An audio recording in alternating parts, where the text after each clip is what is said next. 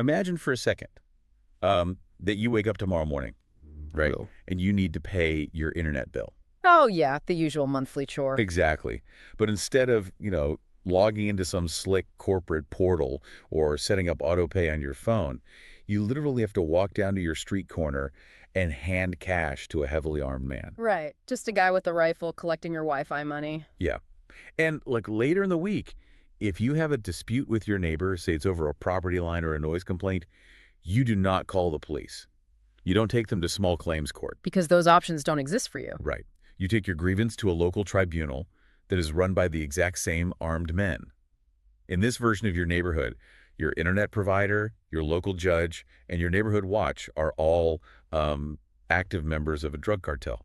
It's just, it completely upends our fundamental understanding of what a government actually is. It really does. We usually think of the state as this permanent, fixed structure, Yeah. But when the official state is absent, power absolutely abhors a vacuum. Someone will always step in to enforce order and collect taxes. And if that sounds like a premise for some dystopian movie, it's actually the daily lived reality for tens of thousands of people right now in Rio de Janeiro. Yeah, right this very minute. So today we are taking a deep dive into a really fascinating new 2025 academic dissertation. It's by Júlia Quirino, and it's titled Crime Panopticon Comando Vermelho's Criminal Governance in Rio de Janeiro. It is such a gripping read. It really is. And our mission for this deep dive is to look impartially at her findings. We aren't here to, judge or take political sides regarding the official government or the factions involved. No sides here, just looking at the facts on the ground. Exactly. We just want to understand the actual functional mechanics of what the author calls criminal governance. Specifically, we're looking at how a massive criminal organization, the Comando Vermelho, or CV, operates as a functioning pseudo-government for over 76,000 people. Which is an entire city's worth of people. Yeah, 76,000 people in the Complexo do Salgueiro, which is this cluster of 8 neighborhoods in São Gonçalo, Brazil. And honestly, it is a staggering level of organization. Managing the infrastructure and dispute resolution for that many people requires a massive bureaucratic effort. You need a whole system. Exactly. It requires a chain of command, logistical planning, and obviously an enforcement wing. Which naturally makes you wonder, how does a local street gang develop that specific skill set? If I had to guess, I would assume an organization like that relies heavily on recruiting ex-military officers. Right, that makes sense. Yeah, like defectors from the police force or the army to teach them how to run a rigid hierarchy. You would think so, but the organizational blueprint actually came from an entirely different and somewhat ironic source. Really? Yeah. To understand the genesis of the Comando Vermelho structure, you actually have to go back to the 1970s, to a prison called Ilha Grande, specifically Galleria B inside that prison. During Brazil's military dictatorship, the state enacted the national security law. Right, the dictatorship era. So things were pretty brutal. Very. And under this law, they made a fateful administrative decision. They locked up political prisoners who were essentially highly organized urban guerrillas in the exact same prison wing as common criminals. Okay, let's unpack this. So the state takes men who are actively trained in subversion, clandestine communication, and, armed resistance, and they lock them in a cage with conventional outlaws. Yes. Side by side. They essentially provided a taxpayer-funded masterclass in guerrilla organization, like a dark university exchange program. That is precisely what it was. The common criminals absorbed the tactical knowledge of the political dissidents. Wow. They learned how to form rigid cell structures, how to maintain secure chains of communication under intense surveillance, and most importantly, how to enforce absolute loyalty. Because if you're a guerrilla fighter, loyalty is life or death. Exactly. But what's fascinating here is that they didn't just take the tactics. They absorbed the aesthetic and the rhetoric of a political movement, too. Meaning what exactly? Well, the Comando Vermelho didn't emerge just as a group of guys wanting to sell contraband. They adopted a founding motto: peace, justice, and liberty. Wait, really? A drug cartel using peace, justice, and liberty? Yes. It sounds like they were establishing themselves as a political vanguard. The author mentions they even created a strict 10-commandment code of conduct for their members. Obviously, since they are an illicit organization, those commandments had to have a very specific underworld translation, right? Oh, they definitely did. The text explicitly compares these rules to the biblical commandments, but, twisted to serve a criminal enterprise. So Like, how did they translate? So, where a traditional religion says, thou shalt not kill, the CV's internal commandment was, eliminate our enemies. Wow. Okay. That's a pivot. Yeah. And thou shalt not steal became, do not steal from colleagues. In Portuguese, they call it não quilingar. Right. The entire system of discipline was engineered to keep the organization unified against rival factions and the state. That makes sense. I mean, that rigid internal cohesion is clearly what allowed them to survive the prison system in the first place, grow their ranks, and eventually spill out onto the streets to claim territory. Absolutely. And that evolution sort of brings us out of the 1970s and into their modern-day fortress, right? The Complexo do Salgueiro. I'm trying to visualize this territory. It's a very unique geographic spot. Because normally, if you're running a massive illicit operation, I'd assume you want your headquarters to be as remote as possible, like hidden in the mountains or deep off the grid. Is that the case here? Not at all. And that is exactly what makes this territory so uniquely vital to the cartel's survival. The Complexo de Salgueiro is essentially prime logistical real estate. Prime real estate for a cartel. Exactly. It sits right on the edge of Guanabara Bay, and it is directly bisected by the BR-101 highway. If you are managing a logistics empire, which is essentially what a cartel does, you couldn't ask for a better location. Because you have dual shipping routes. Exactly. You can move bulk narcotics and heavy weapons via the sea, which is notoriously under-patrolled compared to city streets. Right. And then you have immediate direct access to a major federal highway to distribute the product on land. Because of this unparalleled geographic advantage, the CV has defended it relentlessly. Which explains how they've held it for so long. Yeah, it has been ruled by the exact same local leader, a man named Antonio Lario Ferreira, known as Rabico, for over 30 years. Wait, over 30 years. That is a longer, uninterrupted tenure than most democratically elected politicians anywhere in the world. Oh, absolutely. But this is where the core thesis of the dissertation really challenges my assumptions. If this location is the ultimate hub for moving highly lucrative narcotics and weapons, why does the cartel bother meddling with local internet services? It seems counterintuitive, right? Yeah, or TV cables. I mean, taking over a local gas distribution network seems like a massive administrative distraction from their primary billion-dollar illicit business. That assumption is exactly why we have to shift our vocabulary from organized crime to criminal governance. Okay, what's the distinction? The CV isn't just looking to smuggle drugs through the neighborhood. They want to monopolize the entire local economy. Wow. They recognize that a captive population of 76,000 people isn't just a shield against the police. It is an incredibly lucrative, completely unregulated consumer market. Oh, wow. So they essentially realize they can tax the very act of living in their territory.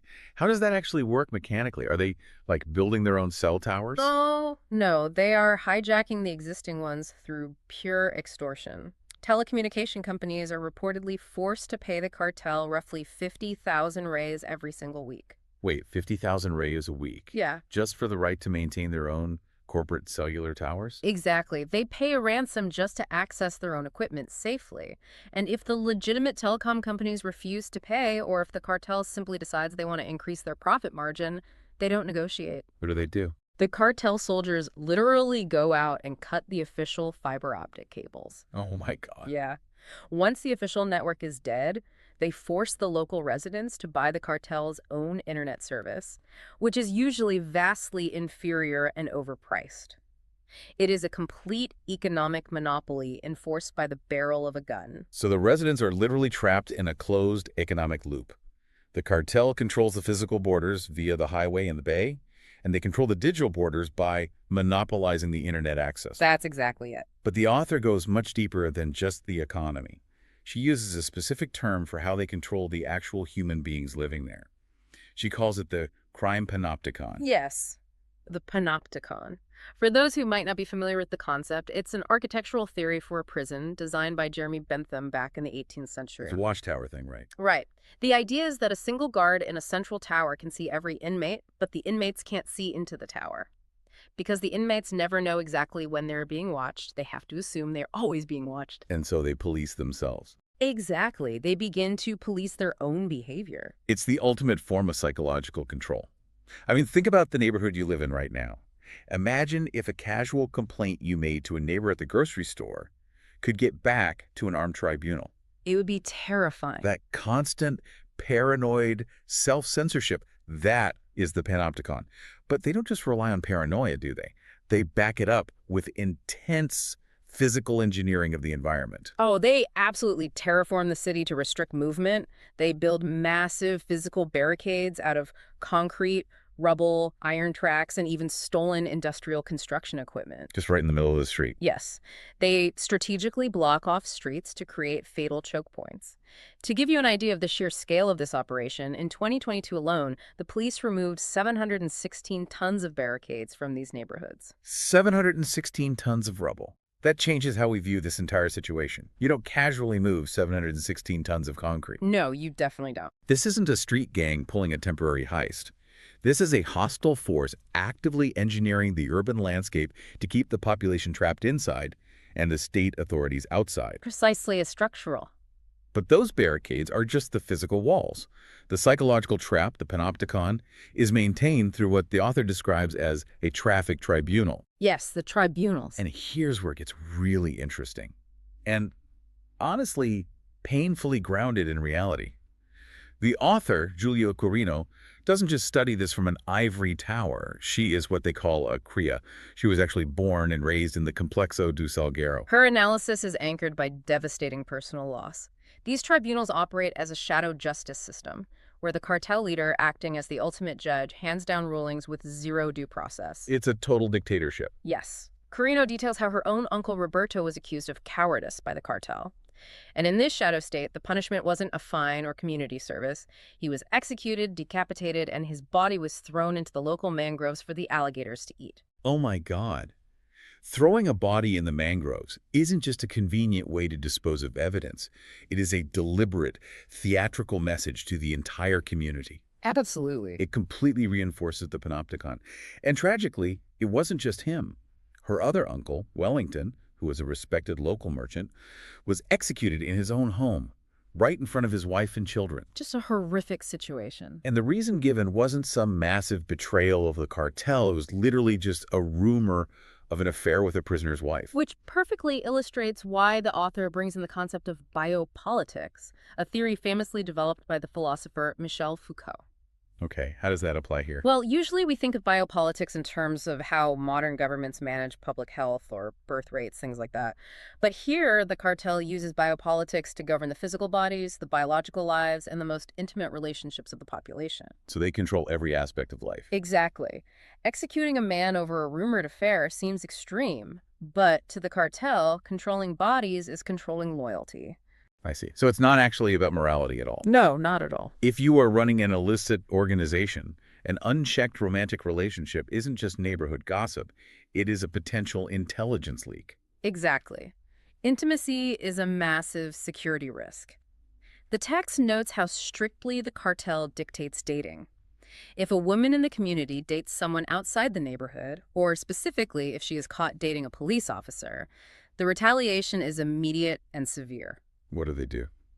Sometimes they publicly shave the woman's head. Oh, wow. Yeah, it's a public branding. A profound violation of bodily autonomy designed to physically mark that person and prove to the entire neighborhood that the cartel owns your physical body. It's an overwhelming system of patriarchal control. I mean, the bodies of women in these territories are essentially treated as state property, used to enforce loyalty and punish dissent. Yes, very much so. But as the author explores this hyper-violent male-dominated structure, she points to a really surprising contradiction that's been emerging, doesn't she? She does. Amidst all this aggressive patriarchy, there has been a notable rise in heavily armed female leaders within the Comando Vermelho. Really? Female cartel leaders? Yes. They are referred to as the Faixa Rosa, or pink ribbon, which refers to the distinct rifle slings they use. That is fascinating. The source material highlights figures with aliases like Hello Kitty and Gabriele Faixa Pantoja Machado. Right. Those are some of the most well-known. From the descriptions, these women aren't just the wives or girlfriends of cartel bosses operating in the shadows. They are frontline guards. Oh, absolutely. They act as managers and bodyguards, heavily armed with assault rifles, actively enforcing the cartel's will. They are completely stepping out of the traditional passive roles usually assigned to women in the criminal underworld. And what is particularly striking is how they maintain a highly stylized, almost hyper-feminine aesthetic while executing these brutal roles. Yeah, the contrast is wild. The text describes them wearing long decorated nails, full makeup, crop tops, all while carrying customized, literal pink weapons. When you read about women wielding assault rifles and commanding fear in a society that, otherwise shaves women's heads for dating the wrong person, it forces a difficult question. It really does. Is this Phycrosa phenomenon a genuine form of empowerment for these specific women? Like, are they hacking the system to gain authority? Or is this just another, more complex layer of exploitation by the men who ultimately run the syndicate? This raises an important question, and the author points to a deeply tragic paradox here. Okay, what is the paradox? On one hand, yes, these women are absolutely breaking traditional gender barriers in a space that is defined by hypermasculinity. They hold genuine authority and command fear on the streets. Right, they have actual power. But on the other hand, their highly customized aesthetics and their visibility make them incredibly prime targets. Their ultimate fate reveals that they aren't truly empowered. They are just as expendable to the organization as anyone else. The specific example of Hello Kitty that Quirino outlines is incredibly chilling. It's awful. When she was finally cornered and killed in a police ambush, the text notes how her body was treated differently than the male soldiers she died alongside. Yes, the discrepancy was glaring. She took shots directly to the face, completely disfiguring her. And afterward, the police took photos of her body and circulated them online. It is a brutal reminder of how violence, gender, and spectacle intersect in this environment. Her customized aesthetic, which gave her a unique, feared status in life, ultimately made her a morbid trophy in death. That's so dark. It proves that whether they are male or female, the soldiers enforcing the Panopticon are viewed as entirely expendable commodities in the broader machinery of the cartel. So if the cartel is openly shaving women's heads, running heavy machinery to build hundreds of tons of barricades, and engaging in massive shootouts, that generates noise. It generates police reports. You can't exactly keep that quiet. Right. You cannot hide 716 tons of concrete from satellite imagery or local patrols. So the fact that this infrastructure continues to exist day in and day out means the official state isn't just absent or incompetent. They must be actively looking the other way. How does a criminal organization buy that level of systemic silence? They buy it because the relationship between the official state and the cartel is not a clean binary divide of good cops versus bad robbers. Oh, so it's blurrier than that. Much blurrier. The author introduces the concept of hybrid criminal governance. The state doesn't wipe the cartel out because elements of the state apparatus are deeply financially embedded in the cartel's business model. Ah, I see. It relies on a systemic network of corruption known locally as arrego or bribes. And based on the text, the arrego isn't just, a beat cop taking a few bills to ignore a low-level dealer on the street corner. This is a massive structural business transaction. Very much so. The day-to-day mechanics of the arrego involves scheduled negotiated tariffs. Scheduled tariffs. Yeah. Like a tax. Basically. And it goes far beyond just looking the other way. Investigations cited in the dissertation show police officers actively renting their state-issued heavy weaponry to the cartel for specific turf invasions. They are renting guns to the cartel. Yes, there are completely intertwined shadow economies where corrupt police run kidnapping for ransom rings against the wealthy drug traffickers themselves. It is an ecosystem where both sides profit from the existence of the other. The author specifically points to the 7th Military Police Battalion of San Gonzalo to illustrate this, doesn't she? She does. They are a prime example. Historically, they are known as the battalion with the highest lethality rate in the entire state. They actually gave themselves the nickname the Hunters. Which is pretty ominous. Yeah. The text details their dark history of operating brutal, off-the-books death squads, including the infamous Carro da Linguiça, or sausage car. And this car would literally roam the streets, executing suspected criminals and civilians alike. Which brings us to a critical shift in how we are supposed to understand all of this. Whenever you turn on international news or read a standard report about the favelas, the situation is almost universally described as a war. The war on drugs, the war on crime. Right, that's the framing we always hear. But Quirino aggressively critiques that specific word. So what does this all mean? Her critique makes perfect sense once you understand the arrego. War implies two legitimate sovereign sides fighting over a defined political objective like one country trying to conquer another, or a rebel group trying to officially overthrow a president. Exactly. But if the police are literally renting their guns to the cartel, they aren't trying to win a war. They are maintaining a market. If we connect this to the bigger picture, the word war is a misleading narrative tool.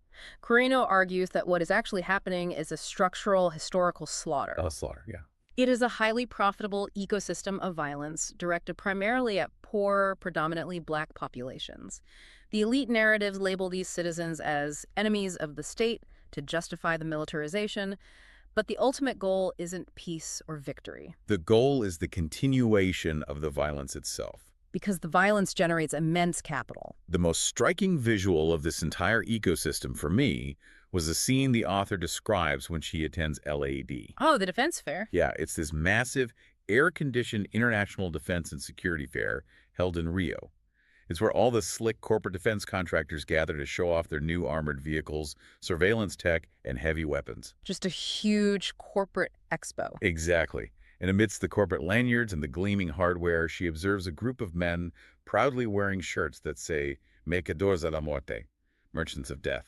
That perfectly captures the grim underlying reality of criminal governance. The violence isn't a problem to be solved for these actors. It's a rapidly expanding market to be exploited. Because everyone is making money. Everyone. The corrupt state actors profit immensely from the origo and the extortion. The private security firms and international defense contractors profit from the endless demand to militarize the police force. And the Comando Vermelho profits from their total, unchecked monopoly over the local economy of Salguero. Exactly. The only true losers in this entire arrangement are the 76,000 residents caught in the middle of this crime panopticon. They are forced to live under the constant, exhausting threat of violence from both the corrupt state police and the cartel traffickers. It is a profoundly heavy realization. I mean, we started this deep dive looking at a historical accident, a 1970s prison program, where political dissidents inadvertently gave common criminals a masterclass in how to organize and resist. Just a crazy historical butterfly effect. Yeah, and we follow that thread all the way to the modern, heavily barricaded streets of the Complexo do Salguero. We've seen how a group like the Comando Vermelho doesn't just sell narcotics, they utilize biopolitics to strictly dictate who people are allowed to love. They control every aspect of life. They use stolen heavy machinery to build physical walls that trap entire communities. And perhaps most disturbingly, they operate in a deeply corrupt hybrid symbiosis with the very state forces that the public believes are supposed to be fighting them. And exploring this leaves you with a lingering, somewhat uncomfortable realization about the nature of authority. What's that? When the official state completely abandons its duty to provide basic security, infrastructure, and justice to a community, the demand for those services doesn't disappear. Someone will always step in to fill the void. Nature abhors a vacuum. Always. But the line between what we call a legitimate government and what we call a criminal enterprise isn't always drawn by the quality of the services they provide. Often, it is simply decided by who managed to secure the legally recognized monopoly on violence. Wow, it makes you look around at the power structures in your own life and your own community. It really does. Think back to that thought experiment we started with. If the people providing your internet, paving your roads, and policing your streets have the guns and the ultimate power to enforce their will, how much of what we accept as legitimate authority is simply the power that won that monopoly? It's definitely something to chew on. It's a question that completely shifts how you view the architecture of the world around you. Thank you for joining us on this deep dive into the crime panopticon. Keep questioning the systems of power around you, and we will catch you on the next exploration.